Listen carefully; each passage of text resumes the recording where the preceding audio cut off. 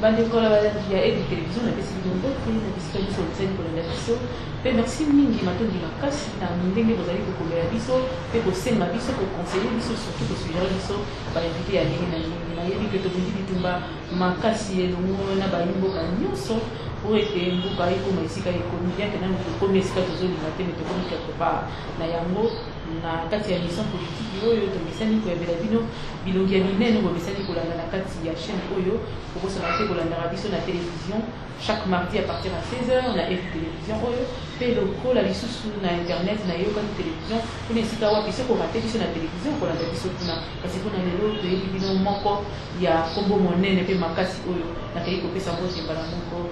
Bonjour prof Devos Kitoko. Bonjour maman Mireille. Boni papa. Santé ezali malamu par la grâce de Dieu toujours continuer bitumba au bana mboka bapesa biso jusqu'à ce que tu pourrais recouvrer souveraineté na dignité du peuple congolais. Jusqu'à ce que nous retrouvons la souveraineté et la dignité de ce peuple congolais, peuple grand et fort. Papa Devos Kitoko, prof Devos Kitoko, avant de bananioso. Avant de côté ma cambo ils ont ningisa ya solo eside te topé ba proposition eside zali ko memo zali ko sepelisa bana mboka topé ko ningisa ya solo ko ngomo bimba na kina na reposer question mutu moko to kitina mutu ka tuninga bokei wapi na bito kei ko interviewer prof de Devos Kitoko ali asana ka prof ya wapi pe ya corona. OK, merci mingi maman Mireille. Na mola kisi na mola kisi ya Université pédagogique nationale Natani Saka na IPEN donc bandeko bayibi à part IPEN place l'état congolais affecta ngai Natani Saka na université mususu université Simon Kimbangu université Congo na Bazangungu donc tambulaka na ba province donc ndoko sala musala oyo da vocation na biso oyo tondima ko sala la bana mboka.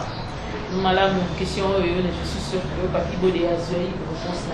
Kasi papa de Devos Kitoko topé, de Devos Kitoko, les autres ont dit que nous élection kozala té élection ndenge zali kotam ndenge mboka ezali kotambola manakati na bayi politique kasi décider position nango pona horizon 2023 ezali nini proposition ni décider zali komela biso. Merci maman Mireille pour la mutuna nayo.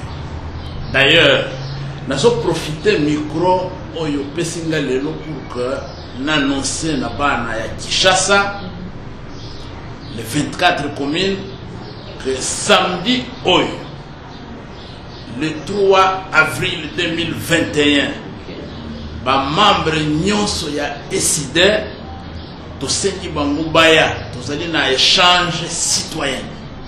Nous avons une matinée politique et liboso ya siège na biso. Nous avons besoin pour que tout pesa, ba membre, ba militant, ba cadre na biso, évolution ya politique ndezo kende, ba défi o izo zela biso pour que tout se mobiliser, tout se préparer pour que tout relever yango. Donc na biso merci. Merci mingi parce que à partir de yayo, lelo na pokwa lobby bana Kinshasa ba membre na biso ya ESID ba cadre na biso ba sympathisant ba yebi que samedi 11h tozali liboso ya siège na biso pour que tout ça échange citoyenne au cours de la matinée politique pour que tout partager évolution ya mboka tout pesa mambo information wana information ya liboso mama biso na kati ya ESID tozali bana ya lamuka parce que mukonzi ya parti na biso azali en même temps mukonzi ba congolais ba ponaki le 30 décembre 2018 azali coordonnateur en exercice ya lamuka donc ce qui n'a lobby en tant que ESID yaba que oyo na solo en tant que ESID yango moko ana point de vue ya lamuka pour azali peu moko oyo coordonnateur ya cellule politique ya lamuka donc biso vision na biso pona maponami ya 2023 ezali maman Mireille pour que tu prépares maponami ya 2023 il faut d'abord tout à la simato ya ba wapi et l'autre nini les kaki et l'autre ça wapi et puis tout ça wapi. Vous voyez très bien que le 30 décembre 2018 bah congolais bah kende qui m'a pona bah ça le choix na bango. Il y a des députés provinciaux, il y a des députés nationaux, bah poni Mokonzi Mboka président de la République. Mais tout comme il n'a pas quoi, Ndeko Joseph Kabila n'a pas tout bah décider que vote ya peuple congolais dans la tinate. Bah décider que oyo ba congolais bango ba poni et dans la tinate. Il faudrait bah refaire choix na bango. Bah sali ba liste ya ba députés provinciaux, bah sali ba liste ya ba députés nationaux et puis bah décider muto bango ba lingaki azala président de la République. Automatiquement mboka ekoti na oyo biso to bengi crise de légitimité. Donc comme il y a une institution, il y a un animateur où le peuple congolais a reconnaître. Le peuple congolais ne se retrouve plus dans un animateur, dans une institution. Alors pour que tu résoudre la crise,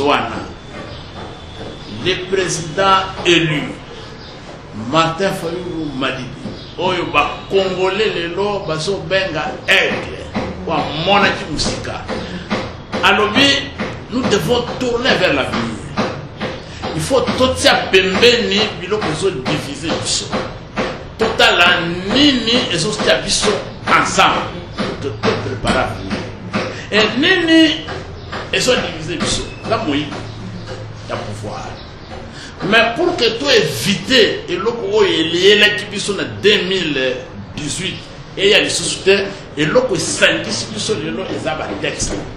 Et c'est comme ça que Martin Fayulu, en tant que responsable, coordonnateur, il y a Lamuka, na Adolphe Muzitu, ex-premier ministre en Bokanabiso, na cadre il y a président à Lamuka, Bavandi, il faut tout proposer par réforme. Avant token de ma ponami, il y a 2023, il faut tout ça la réforme institutionnelle. Et parmi les réformes, tout ça, la priorité de la réforme électorale. Yango wana Olandaki Mikolo Euti Koleka, présidium ya Lamuka, va présenter proposition ya liboso ya réforme, ya loi organique, oyo et telle organisation na fonctionnement ya CENI. Dans 2 semaines, on va présenter loi électorale. Souci la puissance de l'État. Parce que M. Kabila a utilisé qui nanga, basenyesi, na batunaye, na cadre ya CENI pour que pas saboter volonté ya peuple, pas saboter vote ya peuple. Donc il faut tout changer philosophie et fonctionnement ya CENI. Voilà pourquoi, Mme Myriam, lobby na réforme Oyo Lamuka a proposé Tolingi CENI ezala indépendante, ezala neutre. En d'autres termes, Tolingi CENI ezala apolitique. Na lingala na koloba Tolingi na CENI ba délégué ya ba politicien ba kambali susu te.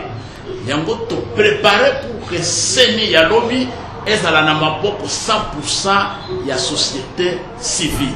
Et société civile wana totali ba confession religieuse na ba mouvement nyo sa société civile to pesi bango direction ya CENI pour que biso ba politicien to kitana terrain to kende ko bunda oyo za makasi azui ba voix na ye et comme na CENI vérité des urnes et bana moyibi ya vota moninga azala lisusu te yango to so préparer sur yango nde bozali préparer lelo forme bozali kosenga kasi avant na kenina na ba question mosusu na limita tuna nano est-ce que proposition wana bozali na lelenge bosaleli yango bozali komona que ekondima ya so maman il faut une maman mais parce que bozala pour que une maman non il faut une maman donc ça l'effort na soutien ya peuple na biso pour que proposition na ndimama bandeko oyo bazali na ba institution eutaki na élection ya fraude basali ba proposition na bango société civile ba mususu oyo etali makambo ya élection basali proposition na bango ya réforme la muka sali proposition na ye eloko moko to sengi oyo biso to benyango nini proposition ezali parole d'évangile te. Ça peut ou ne pas marcher. Non, je dis ici, c'est une parole d'évangile, c'est une proposition. Ce qui est une proposition mine, misal, il faut tout vendre dans la messe. Total, c'est une proposition de biso. Ni esangisi biso, ni ne kaboli biso, pour que tout discuter, tout trouver compromis en tant que politique na messe.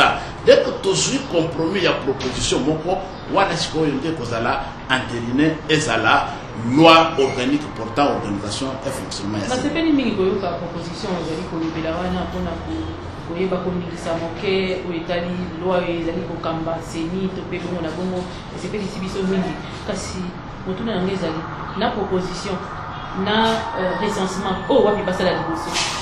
Maman oyebi que tobundaki na mboka oyo na biso na baninga nyonso oyo lelo bazali na ba institution. Monsieur Kabila alobi avant akende na élection il y a 2016 il faut tokenda na recensement sous ka recensement de tokende na élection tout est la mati awo sans exception bana mboka bande ko bakufaki mama est-ce que yebi ni kabobo oyo baso lomba chanie ya malu. Est-ce qu'il y a des fausses communes? Donc, tu as mis ce bandé pour que mon côté a conditionné le recensement na élection. Les autres sont que la mission sur Kabouana et années tout sakana na makila ya bandé qu'on a vu sur eux wakufa tout seka bango donc vie na bango dans la tinate na mission na biso surtout le biboye le pouvoir ya Kinshasa ezali faible, ezali légitime. Autorité ya l'État de se couvrir le territoire à nyonso te. Mamboka na biso ya Est, ba Rwandais, ba Ougandais, ba Burundais, ba Koti, ba Bengani, ba papa, ba maman na biso na ba village na ba groupement na ba territoire na bango. Ba Kimi, ba ko se réfugier. Tous allés na 6 millions de réfugiés internes dans notre propre pays. Maman, si vous avez un bâtiment bamboka, ba Rwandais, ba Ougandais, ba Burundais, ba yena ba population civile ba remplacer ba ndeko biso. Si vous avez un recensement wana to kende ko sala po yebisa biso ke ba Congolais ba dans nombre autant. Ko sala ngo ya ba Rwandais, ba Ougandais, ba Burundais, ba zakuna ndo so kende ko recenser d'autant plus que maman na ba territoire wana ata policier moko ya Congo azalite. Drapeau ya Congo ezalité et ça un groupe armé va se contrôler le territoire. Oyo qui est l'ambassadeur ya Italie à Koufi. Ba rebelle ya Rwanda ba que territoire wana ba bomi ambassadeur de ça territoire la bango territoire la bango est à côté oyo. Donc ba Rwandais na mboka na biso ba na ba territoire la bango. Comment vous allez recenser là-bas? Donc voilà pourquoi nous disons on a décidé na katayo maloba. Biso na bana ya décidé. Biso bana ya namuka tolobi aussi longtemps que mboka na biso et kangamite na bakonzi oyo bazana légitimité ya peuple oyo ba instaurer autorité sur l'ensemble du territoire et l'essentiellement ce qui to sert en ça pour que tout servir ba paya to comme ça ba paya ba comme ba congolais et to koteka mboka na biso te yango to s'opposer tokende na maponani. Donc, il y a une condition. Donc, il y a une 2006, il y a un fichier électoral. 2011, il y a un fichier électoral. 2018, il y a un les autres qui ont résoudre le problème à mon crise de légitimité. Maman, qui chasse et Zali n'a pas député, pas nommé. Ba sénateur fabriqué, président de la République nommé. À ce moment-là, comment va s'allier nommé, va engager le peuple dans le recensement, va faire cette statistique. c'est pas possible ça. Mais lobby pour c'est que ceux qui ont fait sa proposition pour des sociétés civiles à Campasini. Lobby n'est recensement et que lobby n'est pas quoi on a mis à Boka Oeba, Joja Mingi, n'est pas Yokaka, selon Kolobama ou Nege Lobamaka. Lobby est pour la tête au foot de la société civile de Tek à Koti à Teki Makono. Lui, surtout, on a confiance na papa na biso spirituel. To lobby une société qui n'est pas fondée sur une forte spiritualité de Dieu et sa société à Kobunga. Mais papa oyo balekisaka biso nzela ya Saint-Esprit to pesi bango confiance. Papa mo banani. La confession religieuse. Et ça au nombre de 8 oyo za répertoriés na mboka na biso. La confession religieuse wana yango de to pesi bakamba bureau ya seni bakozala assister na société civile oyo ezana ba confession religieuse net ba mouvement citoyen ba lucha ba nini tout ça yebi bango ba société civile oyo lié aux droits de l'homme tout ça na conseil supérieur à magistrature tout ça na ordre ya bavocat tout ça na ba oyo batali makambo ya élection ba observation électorale tout ça peine ba mama organisation civile pe ya ba mama obazo bunda pour la promotion ya ba mama donc tokopona moko mibale dans chaque organisation de la société civile na ba représentant ya 8 confessions religieuses basangana bakampaseni mama seni oya do biso to oya réforme oya réforme ça na proposition oyo président wana muka esali et ça très simple et loko ali boso toboyi na bureau ya seni politicien azala délégué ya politicien azala na bureau ya seni te et loko amibale na plénière président ya plénière azala en même temps président ya bureau ya seni te faut pas dans la batu mibale bakeseni parce que nanga azala qui en même temps président ya bureau ya seni en même temps président ya plénière. Donc comme il a niveau ya secrétariat général oyo qui de Coronsar Malonda il était tout puissant avec tous les secrets ya badonné ya seni avant ye de Coronsar nani nanga azala qui place wana secrétariat national ya exécutif ya seni mission ni mususu avant madumaro azala donc mutu aleka na place wana soki oyo président aleki yende babatisaka to lobi organe wana oyo secrétariat exécutif national ya seni wana to penser ngo comme à trois direction pour que mutu moko te azala na ba donner nyonso na maboko na ye non ngala yeso yebisa bandeko o nyonso bazana ba proposition oyo ayebi ke azana proposition ya malamu koleka ya lamuka aya to sa discussion parce que souci na biso ezali que ba politicien bazala juge parti de oyo ti même Corneille Nanga nana lobaka soki tozalaki na pays sérieux nanga kozoma loba lisusu te na mboka oyo aloba makambo ya seni na élection amutu ifala kala na boloko mais lobi pe asui maloba lobi ke bote ba politicien na seni te donc ayebi pourquoi ça loba la dengo wana il fait se dédouaner mais c'est déjà tard mais nous prenons en compte que nous ne pouvons pas accepter que les politiciens ont intérêt à défendre les partis na bango bakende na seni pour que les représentants ya ba parti na bango yango to boy na proposition oyo apolitisme indépendance neutralité ya seni to kopunda pour que tous mutoso banga indépendance ya seni mutoso banga neutralité ya seni c'est kazana mayele mabe ya koyiba. Merci beaucoup, mon amour, parce qu'il t'a facile.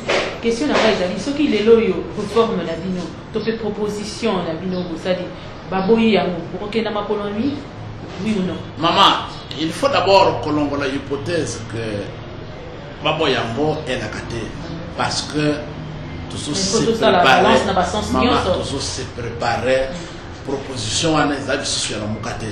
Il y a un matin et comme proposition il y a peuple et donc on pèse la responsabilité du peuple congolais pour que la proposition et les cas. Discussion ezala. Donc boy na tolobe la partie à haut et l'équité. Na toloba bien que biso to stade de proposition. Tout ça c'est la baninga bazana ba proposition bango. To vanda na mesa. To solo là. To trouver compromis et tout solo ko to kende ba pona. Ce qui boboyi compromis, c'est-à-dire que vous avez une idée ya mabe et to kola ndango. To kola ndango tina suka. Et le peuple congolais ça comme ce qui fait imposer recensement pour la dernière. Je crois que maman, vous voyez que oh déjà ils ont marqué élection pour non, vous voyez que année 2018 enrôlement ya Bamba. Oye bandi na ba congolais il y a 18 ans et soit qu'ils sont 450 millions de dollars enrôlement. Mais ce qui ont joué recensement oye bandi na mwana ya un jour jusque dans les plus vieux na yote na Kivu 108 ans hein, et pour soit combien sont des milliards, ça va coûter plus d'1 milliard de dollars. Et pourtant le long la banque centrale ya Congo toutes les sources indiquent que tout ça dit kaka na 600 millions de dollars comme réserve en devises. Ce qui comparé na ba compte bancaire il y a des joueurs professionnels dans poto, l'équipe sont Congo na mbongo. Donc il ne faut pas que ça la zoba pour comprendre que le pays est dans la difficulté. Il faut que sélectionner la priorité pour que tout le monde soit. Vous voyez, il y a des 5 ans, mais les gens vont nous connaître là. Et il y a 18 mois pour que tout le monde en 2020. Tout se compter chaque jour qui passe et que il faut se préparer. 2023 cap vers les élections. Ekita et Mata, token de Mapona. Ekita et Mata, token de Mapona. Nous qui va yimboka, on a dit loba ya moko ya décidé, pe moko parmi batandi ya décidé n'enga lebi Ekita et Mata. Token de élection en 2023 malgré que par loba misu c'est ali ko loba ezali ezalité mais token na lubu. Ndeko mona mboka Prof Kitoko. Bato basengaki yo mingi opesa pe ya vie na yo na kokoma bakomona kiso basengaki opesa pe ya vie na yo na makambo situation politique ya mboka koko ya mboso refus ya FCC na kati ya gouvernement bino lokola ba décider bato batalelaka bino pe bayokaka bino mwa mingi balingi bayeba condition na bino to pe analyse na bino na makambo wana. Maman Mireille, il faut y avoir que na mboka na biso soki tosala attention te tokopata na distraction.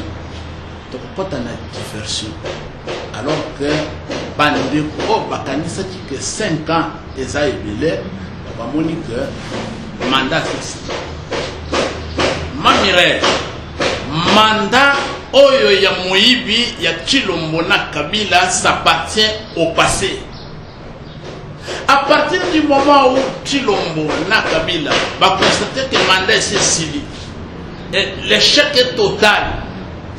Bino boso kangama na mandat oyo bango déjà basi ba se projeter ndenge nini ya kotricher na 2023 yango wana refus ya FCC kokota na gouvernement oyo ya M. Sama ezali eloko te ezali stratégie na niveau ya Assemblée nationale ezalaki bloc mibale. Et dans le bloc, il y a FCC cash. Il y a une majorité parlementaire. Il y avait un bloc, il y a la Mouka, il y a une opposition dans l'Assemblée nationale.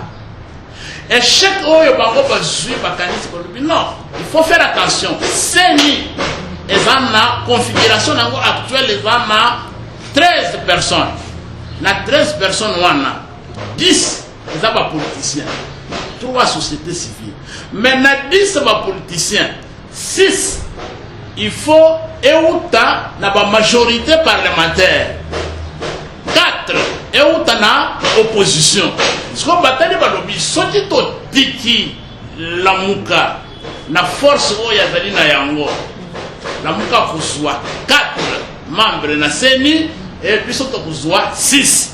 Yango Kabila na Chilombo bayokani balobi to benga bato la muka ba kota na majorité ya na biso gouvernemental bazui Jean-Pierre Bemba na Moïse Katumbi bakotisi na FCC cache élargi bakomi na FCC cache élargi bakomi na majorité parlementaire et au gouvernement na kati assemblée nationale opposition tikali vide nde Félix alobi Kabila yo longwa la majorité na biso parlementaire kende na opposition Kabila na FCC original bakoti na opposition. Les deux jumeaux se sont positionnés. Les deux jumeaux, il y a deuxième grossesse, il y a FCC et cash au union sacrée wana. Se sont positionnés. Donc Kabila commis na opposition pour que ce qui va changer la loi électorale était na mitu na bango azwa 4 membres ya senia opposition. Tu l'envoies 6, ça fait combien? 10.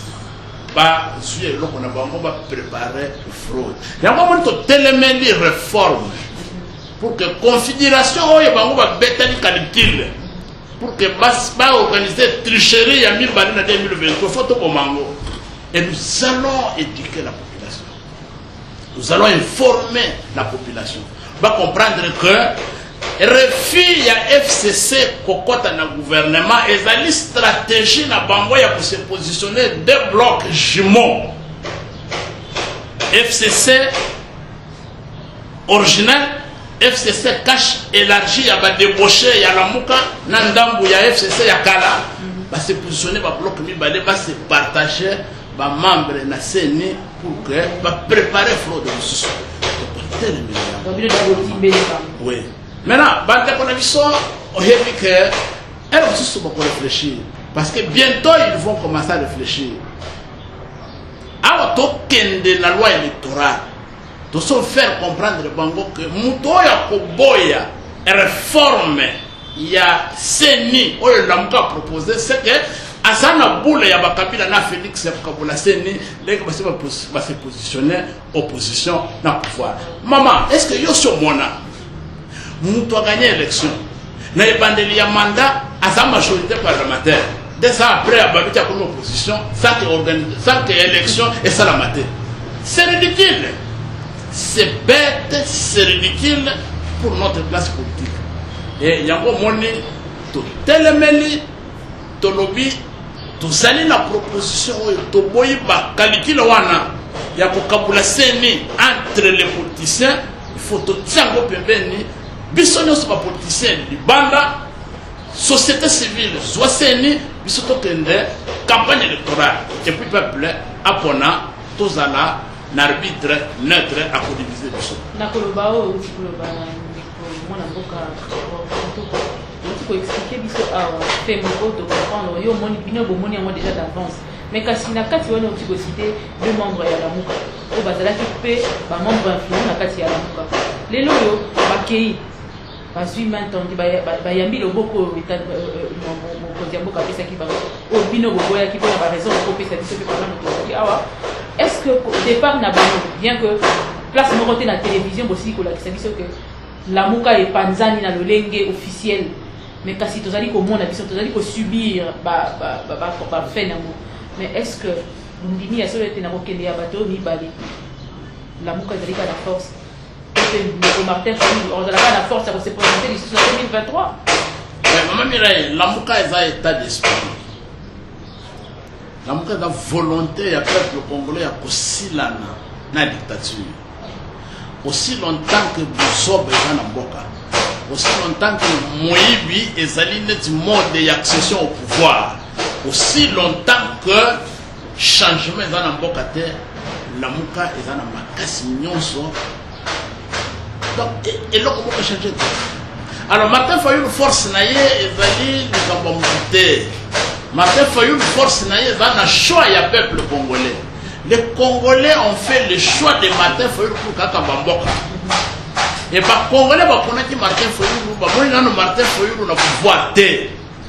Bah Congolais, bah so tala bato yo bah yiba ki victoire na bango, ndenge nini bah so kote sa biso na pasi. Maman, pasi na mboka eleki. Bato bakomi kolela na diable tout ça leti na yete mieux vaut même diable wana songa que moto oyo bakoti biso. Non, c'est pour vous dire quoi? Martin Fayulu c'est un contrat entre un homme et un peuple. Et Martin Fayulu va continuer à être fort, et très fort, aussi longtemps que souveraineté, la dignité du peuple congolais des armes. Donc 2023, avec ou sans Katumbi et Bemba, Martin Fayulu. Non, Martin Fayulu, ce n'est pas un problème Bemba Katumbi. Martin Fayulu, c'est un problème du peuple, un problème, il y a souveraineté, un problème, il y a dignité. Il est le reflet, il y a dignité, il y a peuple congolais. C'est-à-dire, symbole, il y a choix, il y a peuple congolais. Mais donc, ça, la propagande ensemble était. Maman, est-ce que vous constatez que depuis la propagande ensemble, n'a pas monté lobby en 2020. Maman, il y a une histoire en Boko Nabiso.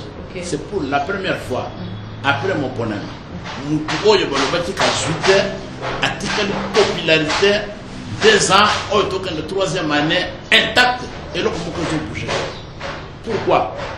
Parce que le peuple congolais n'a pas accepté la fraude. Le peuple congolais n'a pas accepté ce qui s'est passé. Et le peuple congolais continue à faire confiance à son chef, le commandant du peuple. Tous allés d'ailleurs, dans 18 mois, on peut vivre en nous. Merci beaucoup, Prof Kitoko. Tu as commis la question et la souka pour la reçu ça. Pour rappeler les sous rendez-vous la mission à samedi. Kasi, beaucoup est là qui est sacré. Comment déconner sur baquet. Au moins, il y a encore ma caméra leka. Dans l'institution, il y a sacré. Il faut me tourner. L'union sacrée, c'est quoi? Et ça appel, et ça vision, et ça moukoumba. C'est quoi l'union sacrée? Pas bien une consultation. Mais on s'en fait la tête. Ok. Il y a un problème. Et après, on t'appelle, on te dit non, non, non, non. Il faut qu'on ait l'institution, il y a l'union sacrée. Mais l'union sacrée, c'est quoi? Quelle est la charte? Mais quand tu vas contacter l'union sacrée, majorité est changée. Les noms d'un qui n'a pas parlement, que tu connais que tout ça n'a pas député, il y a l'union sacrée. Tu qui va représenter l'ADF. Président de l'Assemblée nationale, alors il a devant lui les représentants des groupes armés. Est-ce que vous comprenez la gravité? Un président de l'Assemblée nationale qui a identifié au sein de son assemblée les représentants des ADF, donc les égorgeurs et Abandé Konabiso, représentants de l'Assemblée nationale. Mais comment voulez-vous qu'un homme qui se bat pour son peuple, a qu'un de ça, pour Sangana, n'a pas égorgeur, représentant de il peuple congolais. Maman, les institutions qui sont en place sont des fabrications de M. Kabila. Ce sont les gens que Kabila a désignés chacun. Et je termine par vous dire, maman Mireille, ceux qui ont besoin d'un sucré, d'un coca, d'un moulandi, coca ya vide, d'un suiscol, d'un tielio, d'un bouchon ya coca, d'un pission mela. Je peux pas dire que le coca est malade, aussi pour malade parce que je ne peux pas dire que c'est malade. Donc, personnel politique, personnel Kabila a désigné et le Komoko échangé. Rendez-vous avec ces Afriques pour le C3. Voilà, le rendez-vous c'est pour le samedi à 10h. Samedi le matin, c'est le 3 avril. 10h, chef de la cellule, membre de la cellule, membre de la sous-section, membre de la section, chef de la district. Tous les militants, sympathisants, il y a SID, la Katsaville à Kinshasa, Bandeko, il y a la province, Bayakiawa, Bissonio Sotoko Sangana, il y a siège, il y a SID triomphal numéro 3, na commune à Kassavou pour samedi 10h. Vous allez là, échange politique et monnaie, échange citoyen, na Katsa matinée politique de Bissonio. Tokoye bisa ba membre ba cadre ba sympathisant ba oyo balingaka eside ba fana ya commandant du peuple ya mukonzi oyo biso toponaki bango na bayebaki victoire oya ebele toyebisa bino eloko nini tokosala pour que mboka na biso recouvre dignité na souveraineté na biso. Merci pour totondi botondi na bolamba biso na kati ya bureau na yo nayebi ke ezali ya liboso mpe ya suka te tozongela oyo lisusu à chaque fois que question moko politique ekozala na kati ya mboka to mpe na ngambo na bino bayeside tozongelaka bino mpona koyeba kopesaka ya solo lumière na baoyo balandaka biso mpo basengaka biso ya mingi mpe bakomemela bango basango ndenge ezali kotambola. Vraiment merci énorme à tous ceux qui nous ont suivis. Merci mingi na baoyo nyonso bapesaka biso loboko oyo bazalaka mosika mpe pembeni napesi mingi mbote mama Denise kuna ye azali makasi kuna na ngambo ya bamilitant ya eside ya kuna États-Unis kuna napesi yo mbote olobaki nanokela kitoko ye po kitoko ya répondre baquestion oyo yo opesaki ngai mpe bamisusu bandeko misusu nyonso bapesaki ngai na bongo tokutani mikolo ya mpona baoyo bazali biso na télévision parce que baoyo bazali biso na télé oyo bakolanda biso kuna na réseaux sociaux to mpe internet oyo babengaka YouTube kuna obeti kaka eyokani télévision okomona biso kuna komona biso kotala yango nombre de fois olingi mpo okomela biso mwa commentaire po toyeba kosusu koposer prochainement question na yo mpe ekomela bakambi ya eside parce que bana eside balobi soki bango bana na capacité ya kokoma te soki kokoma mpo toyeba koposer bino bakequestion na biso. Merci beaucoup. Merci Minima Mirai. Merci Nassima Caméra et Zalaki Bongo.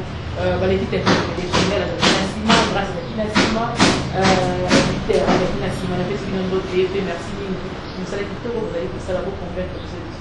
Bye bye.